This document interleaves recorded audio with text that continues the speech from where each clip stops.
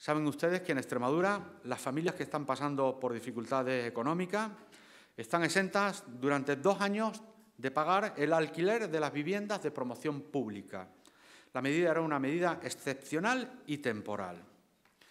Recuerdo una vez más este argumento porque es la verdad, no hay otra verdad.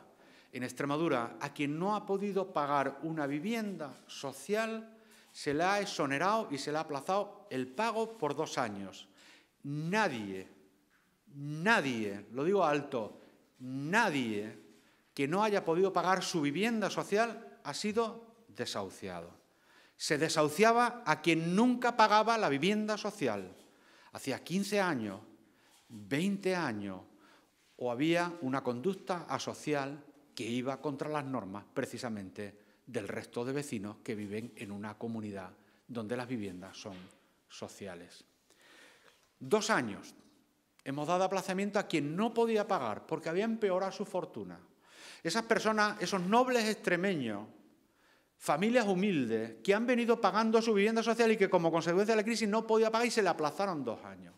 Pero yo sé que la crisis sigue para algunos. Yo solo sé, porque yo miro a los ojos de la gente, no porque tengan un cartel y protesten, no teniendo derecho, sino porque hablan teniendo derecho. Y si es verdad que si no se le ha resuelto la situación, este Gobierno les tiene que dar una respuesta. Y por lo tanto lo que vamos a hacer es prorrogar esa exención. Porque hay gente que queriendo pagar no puede pagar. Y porque queriendo trabajar no ha encontrado trabajo como consecuencia de los efectos del momento en el que estamos. Y vamos a prorrogar esa exención del 100% de la cuota para las familias que sigan en esa misma situación.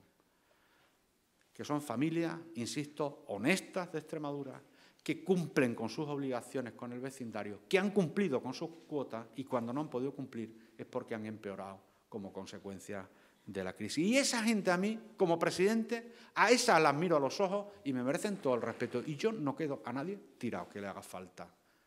No porque griten sin tener derecho, sino porque hablan teniendo derecho, que es la diferencia para tomar un decreto de esta naturaleza.